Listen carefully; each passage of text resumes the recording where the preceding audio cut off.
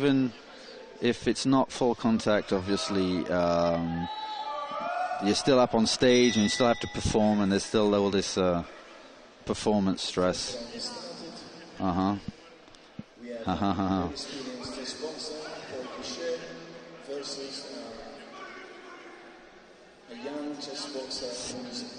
So Paulo mixing up the styles there, switching, just enjoying the boxing.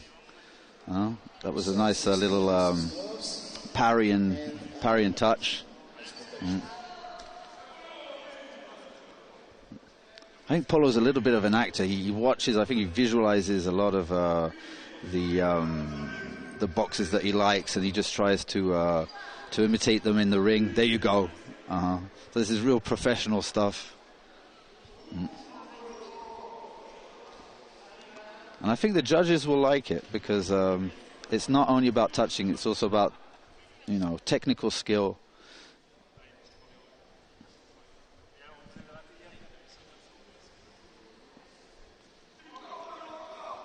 And I think he did have a fight in set in the last IFC, and he was trying out this style, and I'm not sure. I mean, he did get pushed around, I believe, in the first rounds, but maybe now he's sort of settling into it, and. Yeah, that was a lovely round and a lot of fun. He's got a big smile and he's just enjoying it.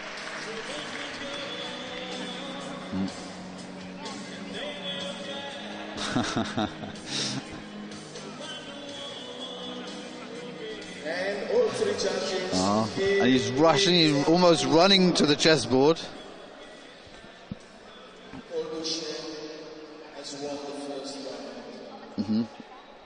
Saying he has to take the headgear off. I don't know. Maybe for the commentary he has to put the headphones on. Yeah. But I must admit, the headphones, it really does depend on the music. I am going to ask if I have to put them on, that they're going to put some funky music on or something. It's hard rock. Okay, hard rock can do, but metal, I had it once in the UK. And very difficult to focus.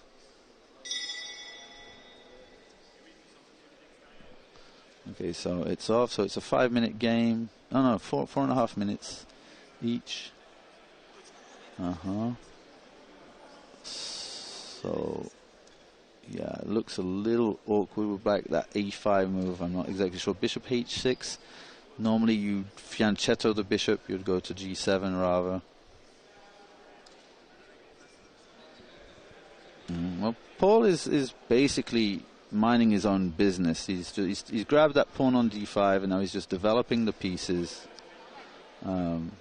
Best he could. Boom, that's a bishop. That's a free bishop. Okay, so yeah, this is technically over.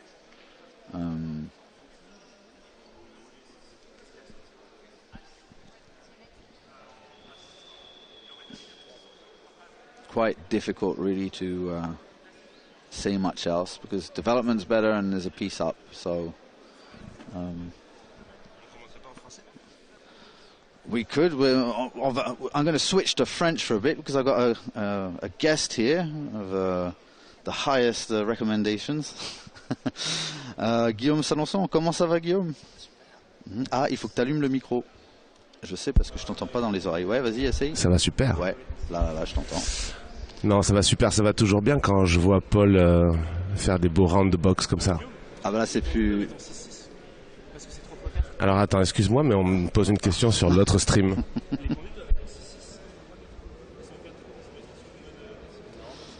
Oui, donc là, je pense juste que oui, il va y avoir une liquidation, quoi. Mais je pense que Paul...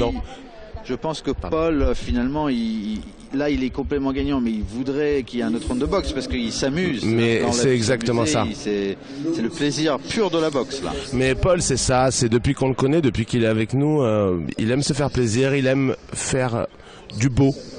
Alors des fois ça pêche un peu dans son efficacité, donc mais il progresse et il a envie de ça, il prend du plaisir, il se régale en fait. Ça, c'est le prix à payer, hein, de toute manière. Hein. Moi-même aux échecs, j'ai un style un petit peu.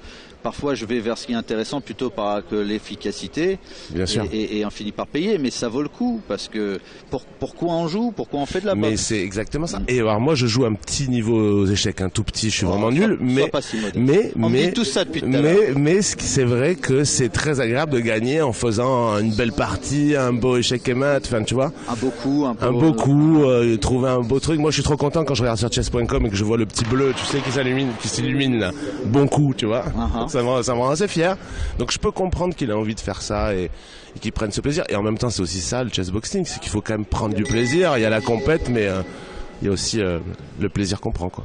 On va voir un autre round de boxe, je pense au plus grand plaisir, comme on dit, de Paul. Et puis son adversaire qui va pouvoir prendre un petit peu d'expérience. Mais grave, très sympa son adversaire, un Italien, jeune, nouveau, qui avait pas envie de faire du chessboxing total.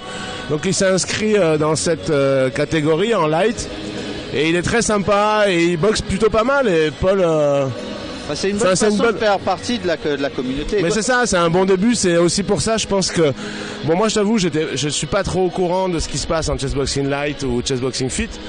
Mais au final, c'est vrai que c'est une très bonne initiative pour permettre à des gens qui n'ont pas envie d'aller dans l'engagement total de découvrir le truc, quoi. Et ça leur donne envie, forcément.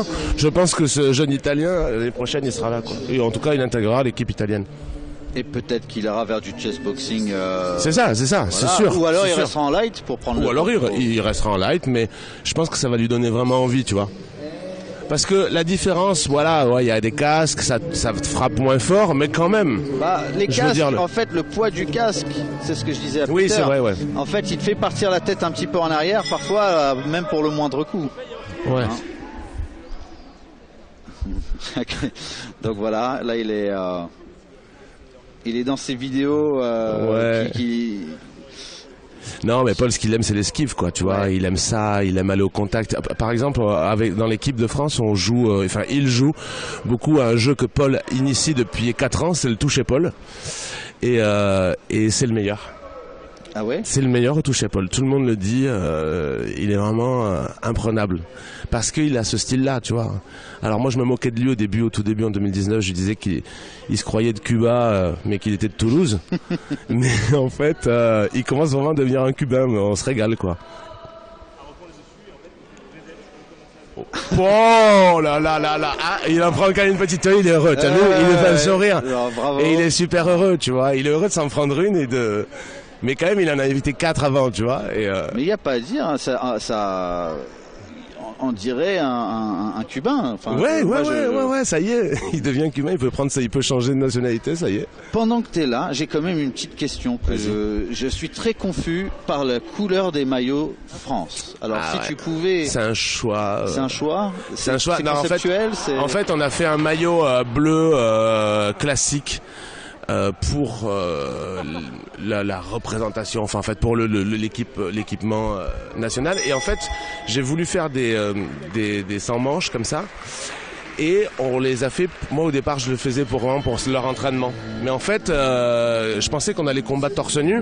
Et ils ont voulu qu'on combatte avec des maillots. Donc du coup on a pris ces maillots qui sont destinés à l'entraînement. On les a pris tous pour combattre finalement. Et le fait qu'ils soient rouges, c'est aussi un choix un peu spécial. C'est que en France on a rarement le rouge, on a beaucoup de bleu, de blanc. Et là on s'est dit on va mettre du rouge un peu. Et c'est un hommage à Liverpool, parce que je suis assez fan de l'équipe de Liverpool. Et sur le cœur, il y a écrit You Never Walk Alone.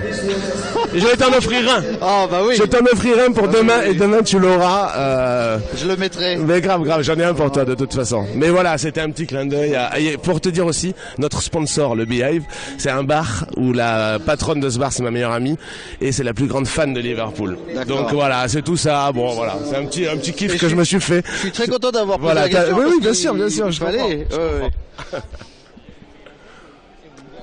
Ça va? Alors tu sais quoi, je vais laisser Thomas pour les échecs. Ah bah. Et tu vas le faire en anglais. Allez, merci Karl, à tout à l'heure, ce soir au bar. Oui, en effet. Et mes gars, yo. Hi Thomas, how are you? Are we going to speak in English or in French then? Yeah, we can speak in English, of course. Oh, so you've evolved in English, or you always were fluent? Always fluent. Always fluent since the start. Since I'm like 4 years old. Wow. Not at all. I have a very bad accent, but yeah, I can speak in English. But I think it's gonna be over very soon, right? Apparently. Because it's checkmate right now. It's actually checkmate right now. It's not not in 2 seconds. It's right now. No, it was just nice to see the movement, and I just hope that the young lads enjoyed the experience and will want to. Oh, he's got a big smile on his face. Yeah, I think he's happy. But you were in Japan. Yeah, for 3 weeks, man. 3 weeks? I thought you said you put so many pictures on Instagram. I thought you'd been there for 6 months. I wish. You wish. It's cool. Yeah, I'm in love with Japan. Do you think there's going to be any Japanese chess boxers that we're going to see soon? I don't think so. You don't? No, because I mean, in boxing there are not so many boxers in Japan. Yeah. And in chess, Well, you got Inoue, right? You got the monster. yeah, this is the only one. But he's a monster. He is. In a way, I love this guy. So but then you're going to have the chess, which is also small, but maybe the mix because they like mangas and stuff. Yeah. I'm thinking Japan's I hope because yeah. I think they have the potential to do it. So They definitely. Well, if they can't put on a show, nobody can. yeah.